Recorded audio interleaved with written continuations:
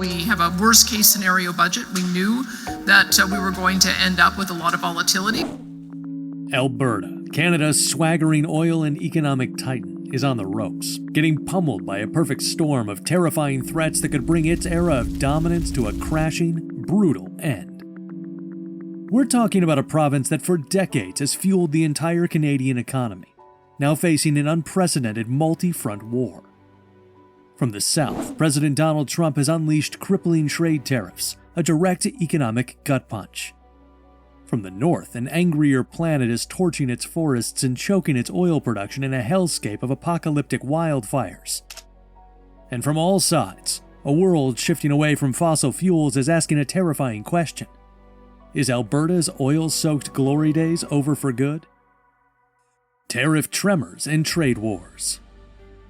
The year 2025 saw the reignition of a trade war that struck directly at the heart of Alberta's economy. And here's the thing, it came with brutal, targeted force.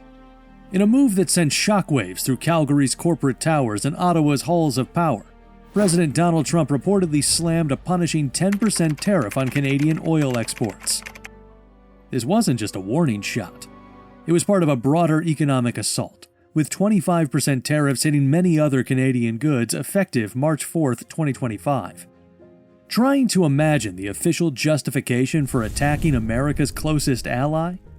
The White House reportedly used a cynical smokescreen of national emergency powers, supposedly linked to immigration and drug trafficking, proving once and for all that U.S. trade policy can be weaponized for political reasons that have absolutely nothing to do with market economics.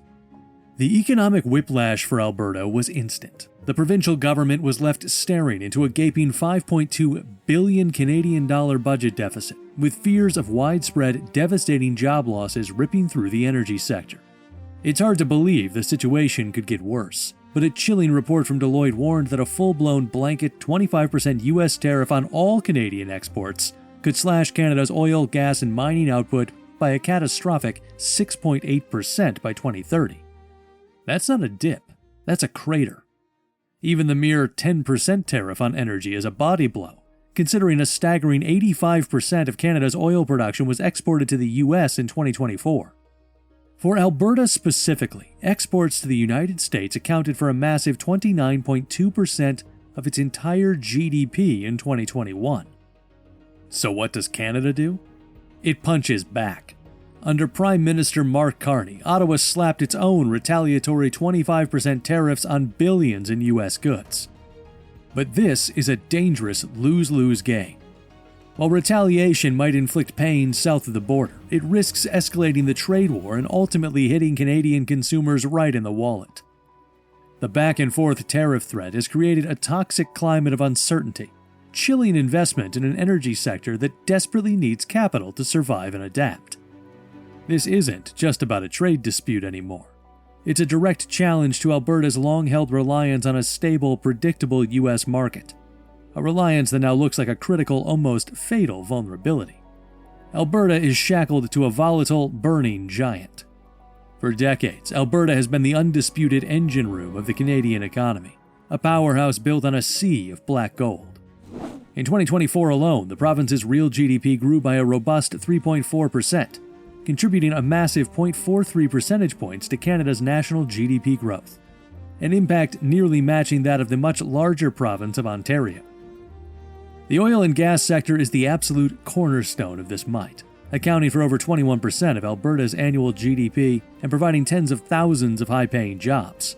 84,500 direct jobs in oil and gas extraction in 2021, with another 50,500 in support activities. But here's the dangerous truth. This strength is also a profound, crippling vulnerability. The province's finances are not just intertwined with oil and gas, they are shackled to them. Trying to grasp what that really means? For the 2025 budget, revenues from oil and gas royalties were forecasted to make up a staggering 28% of total provincial revenue.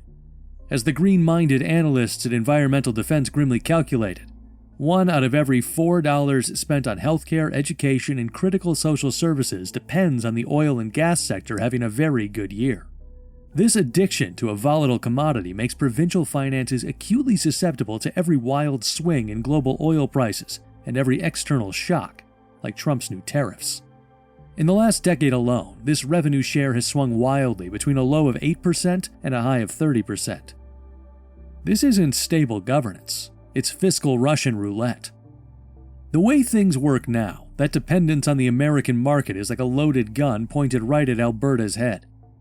In 2023, an overwhelming 97% of Canada's crude oil exports, 3.8 million barrels per day valued at $130 billion, were funneled directly to the United States. However, as environmental defense bluntly assessed the grim reality, the American market is no longer a reliable purchaser. America is now the largest energy producer in the world. With 13.5% of all jobs in Alberta tied directly to these exports to the US, any disruption has a devastating, amplified effect. And as if that weren't enough, Mother Nature herself has declared war. The escalating climate crisis is no longer a distant threat. It's an apocalyptic reality torching Alberta's backyard.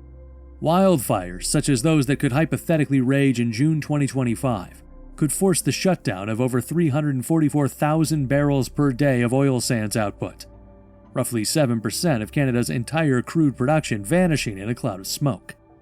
For example, past wildfires like the 2016 Fort McMurray fire forced major producers like Cenovus Energy and Canadian Natural Resources to halt massive operations, illustrating the vulnerability of Alberta's oil sector to such climate events.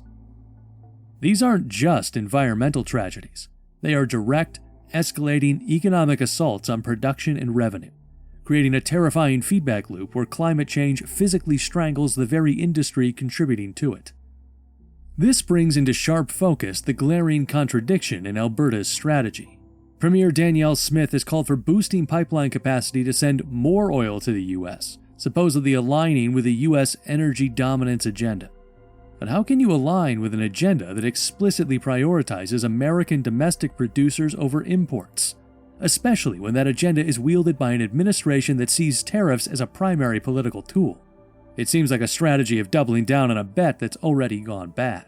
In the face of this multi-front assault, Alberta, under Premier Danielle Smith, is desperately trying to fight its way out, pursuing a multi-pronged and deeply controversial strategy for survival. The central plank of this plan? Aggressively, almost frantically trying to find new customers for its oil and gas before it's too late. So Alberta's big play, its first major gambit for survival, is the Trans Mountain Expansion Pipeline. Finally becoming operational on May 1, 2024, after years of brutal political fights and cost overruns, TMX nearly tripled the pipeline's capacity to 890,000 barrels per day. Its strategic purpose is clear and existential: to smash through the Rocky Mountains and give Canadian oil producers, for the first time, significant access to global markets via the Pacific Ocean, thereby breaking the suffocating over-reliance on the increasingly hostile and unreliable U.S. market. And early signs suggest it might be working, to a degree. Since the taps opened, roughly half the shipments from its Westridge Marine Terminal have reportedly been directed to non-U.S. Pacific Rim countries. The crucial price differential between Canadian heavy crude and American crude has narrowed, potentially adding as much as $10 billion in revenue since the expansion began. But here's the kicker. The part that makes you wonder if this is all just a shell game. The sharp-eyed folks in environmental defense are already pointing out that despite being heralded as a means of selling our goop to Southeast Asia and China, today TMX sends most of its product to California. This highlights the brutal truth. Simply building a pipeline doesn't guarantee market diversification if U.S. refineries remain the most convenient and profitable buyers. Beyond oil, Alberta is aspiring to become a liquefied natural gas superpower, shipping its vast natural gas reserves to Asia and Europe, and framing it as a green move to displace coal. It's hard to believe, but some critics are screaming that this is just another fantasy, pointing to falling gas demand in Europe, cheaper global competitors like Qatar in the US, and a projected global liquefied natural gas glut that could make expensive Canadian projects uncompetitive without massive government subsidies. Is liquefied natural gas a brilliant strategic pivot? Or just another way to lock Alberta into a fossil fuel future that the rest of the world is desperately trying to leave behind? The thing is, for all the talk about finding new markets, what about real diversification? While the province has a contingency fund to offset the immediate pain of U.S. tariffs, there is reportedly no complementary fund set up to invest in diversification so we're less dependent on the US in the first place. This suggests a strategic mindset still trapped in the past, one focused on patching up the old oil-based model rather than boldly building a new, truly resilient economic future. So what's the master plan to save this oil-soaked economy in a green-obsessed world? It's a high-stakes, high-tech tightrope walk. The pressure is immense, coming from global climate commitments, ESG-focused investors who can turn off the capital taps overnight, and the pragmatic need to maintain market access in a world that increasingly views carbon-intensive products as toxic. Alberta's big bet is on carbon capture, utilization, and storage, CCUS.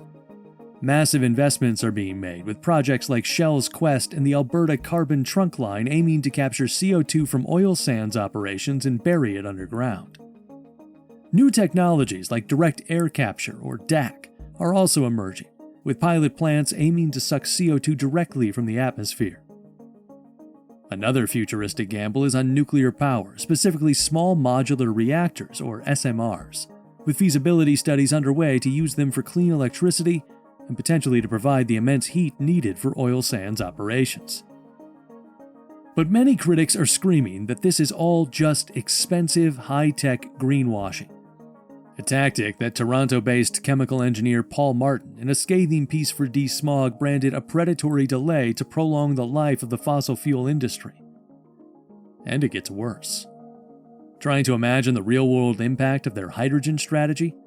A plan to blend a tiny 5% of hydrogen into the natural gas supply for home heating has been blasted by experts like chemical engineer Paul Martin, as highlighted in DeSmog, as a money-losing climate failure that does almost nothing to reduce emissions while potentially raising costs for consumers. And then there's the elephant in the room. Premier Smith's government has been criticized for policies like a moratorium on new renewable energy projects, which seems to fly in the face of a genuine energy transition. This all boils down to a fundamental, terrifying tension. Alberta is pouring billions into cleaning up its oil and gas production, while the rest of the world is trying to stop using oil and gas altogether. Is Alberta investing billions to build the world's cleanest horse-drawn carriage in the age of the electric car? The success of these high-tech, high-risk decarbonization bets is far from guaranteed, and could leave the province holding the bag on stranded assets in a deeply decarbonized global economy. Alberta at the precipice. Reinvention, resilience, or relic? So, back to the central question. Is Alberta's golden era over? The answer isn't a simple yes or no. The province stands at a terrifying inflection point, a crucible where its entire future economic identity is being forged in fire. The pressures are undeniable. The economic chaos of U.S. tariffs, the inherent volatility of its primary market, and acute dependence on a single customer, the escalating physical and transitional risks of climate change, and a global energy system in profound flux. Alberta is deploying a range of strategic countermeasures, from the TMX pipeline to ambitious bets on decarbonization tech. However, clinging to the past model of oil dominance, even with a high-tech facelift, appears increasingly untenable. The familiar boom and bust cycle may be morphing into a more structural decline for fossil fuels if adaptation is too slow. The success of its technological bets is far from guaranteed and carries immense risks. True economic diversification, moving beyond merely finding different ways to market hydrocarbons, remains paramount but appears elusive at the scale necessary to supplant the current economic engine. The path forward demands a brutal honesty and strategic investment that may be politically difficult. There is a pressing need for aligned provincial and federal policies that support a cohesive energy transition, rather than operating at cross purposes. Strategic investment must be channeled into genuinely new and sustainable economic sectors, not just into efforts to prolong the viability of legacy industries. Alberta's future will not be a mere continuation of its past glory. It must be actively forged through difficult choices and a profound willingness to embrace fundamental change. The province possesses immense strengths, vast resources, a skilled workforce, and a history of innovation. But realizing a new potential requires a clear-eyed assessment of global trends and a departure from entrenched positions. Alberta's story is far from over, but the next chapter will undoubtedly look vastly different from the last. The end of Alberta's reign might not mean economic collapse, but the end of a particular kind of reign, one based on the dominance of a single commodity. The province's capacity for resilience will be tested as never before. Alberta is in a street fight for its very survival, battered by Trump's tariffs, choked by wildfire smoke, and facing a world that may no longer want its black gold. Is their multi-billion-dollar bet on new pipelines and high-tech fixes a stroke of genius, or a desperate, doomed attempt to delay the inevitable? Can Canada's economic engine reinvent itself, or is this the final sputtering flame of a once great economic empire? What do you think? Is Alberta forging a resilient new future, or are we witnessing a slow, tragic collapse? Sound off in the comments below.